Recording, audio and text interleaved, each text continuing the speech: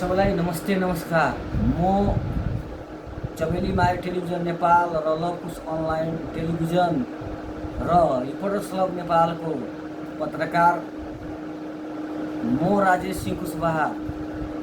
म आजको कार्यक्रमको विषय हाम्रो हो जुन नेपाल सरकारले जुन वास्तविकता जुन एउटा भारतीय सवारी साधनमाथि जुन एउटा नियम निकाल्नु भएको छ त्यसको बारेमा सर्लाही जिल्लाको प्रमुख जिल्ला समन्वय समितिको सभापति श्री कौशल किशोरज्यूसँग कुराकानी। तपाईँलाई स्वागत छ हाम्रो कार्यक्रममा। धन्यवाद, नमस्ते। तपाईँ आफ्नो सानो परिचयसहित यो नेपाल सरकारले जुन लागू गर्नुभएको छ नीति नियम वास्तवमा यसले के कस्तो प्रभाव पारिरहेछ यसबारेमा तपाईँ जनतालाई के? म कौशल किशोर सिंह, जिल्ला समन्वय समिति सर्लाहीको प्रमुख। अब तपाईँले प्रश्न गरे जस्तो हिसाबले भारतीय नम्बर प्लेटको गाडीहरू नेपालमा अहिले सर्लाहीमा खास गरिकन जुन एउटा समस्याको रूपमा आएको छ, विवादको रूपमा चल्न दिने नदिने भन्ने विषयमा केही सन्दर्भमा बुझ्न खोज्नुभएको हो। त्यस सन्दर्भमा मलाई के लाग्छ भने अहिले यो ऐनको कुराहरू, यातायात ऐनको कुराहरू लगायत ऐनहरू जुन अहिले भन्सार ऐनको कुराहरू जुन आइरहेको छ त्यो त पहिलेदेखि हो कानुनको कुरोहरू। तर खास चाहिँ अब यो तराईको जिल्लाहरूमा अब भारत हाम्रो चाहिँ अब छिमेकी राष्ट्र हो, ओपन बोर्डर हो। यहाँ यताको जनता उताको जनता चाहिँ धेरै चाहिँ अब ओहोरदोहोर हुने गरेको छ। भन्दाखेरि रोटी बेटीको सम्बन्ध छ। दैनिक जसो चाहिँ विभिन्न अब काम विशेषले पनि स्वास्थ्य उपचारदेखि लिएर विभिन्न कामहरूमा किनमेलको लागि पनि मान्छे जाने आउने, उताको मान्छे पनि यता जाने आउने।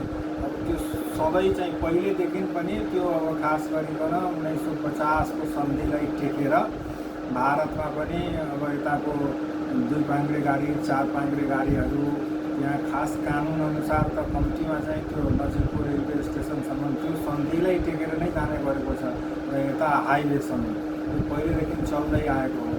तर यो बिचमा अब यो निर्वाचन पश्चात केही दिनदेखि अब त्यसमा भारतीय नम्बर प्लेटको गाडीहरूलाई यता कडाइ गर्ने जुन कुरो आएको छ त्यस सन्दर्भमा अहिले सबैको ध्यान आकर्षण भएको छ। त्यो खास मेरो मत के हो भने त्यसमा अब कुनै न कुनै वैकल्पिक व्यवस्था नगरिकन एक्कासी चाहिँ अब पहिलेदेखि हुँदै आएको, गर्दै आएको, सुविधा पाउँदै आएको विषयलाई रोक्नु चाहिँ त्यो उचित हुँदैन मलाई भन्दाखेरि एउटा प्रश्न छ, सरकारले नीति नियम नबनाइकन जुन ल्याउनु भएको एउटा यो सिस्टम हो वास्तवमा 200को दरले तिर्नुपर्ने सालको, तर हाम्रो सरकारले भन्सार किन छुट गरेर चाहिँ यो प्रावधान ल्याएपछि 1 महिनाको समय अवधि दिँदाखेरि कस्तो लाग्यो? अहिले 1 महिनाको समय अवधिको कुरा मात्रै होइन, अहिले त यो अहिले बनेको सरकारले अब निर्वाचनमै चाहिँ वाचा गरेको छ कि म भन्सार चाहिँ सवारी साधनमा शून्य बनाउँछु भनेर। 300% लाग्दै आएको भन्सार चाहिँ अब बराबरै मोल हुन्छ भारत र यहाँ 2 देशमा। अब त्यो अब त बजेट पनि आउनै लागेको छ, जेठ 15 गते बजेट आउने हो।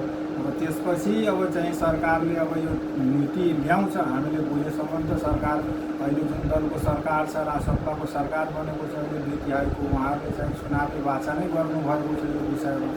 धेरै समय यो वर्षौँदेखि सुविधा यहाँ पाइरहेको सुविधालाई अब एक्कासी यही महिनामा 10 दिन 5 दिनमा अब लागू गरेर यो दुःख दिने नियतले पनि मलाई लाग्छ यो अब केही दिन, केही वर्ष, केही महिना, अब धेरै चाहिँ लामो समय होइन।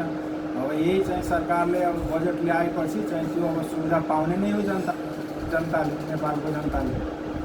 त्यसपछि चाहिँ केही समय पिरियड दिएर भन्सार शून्य भयो, 10% भन्सार भयो भने आफै चाहिँ यहाँ मान्छेहरू चाहिँ तपाईँको भारतीय विदेशी नम्बर प्लेटको गाडी प्रयोग गर्दैन। स्वाभिमान त सबैमा छ।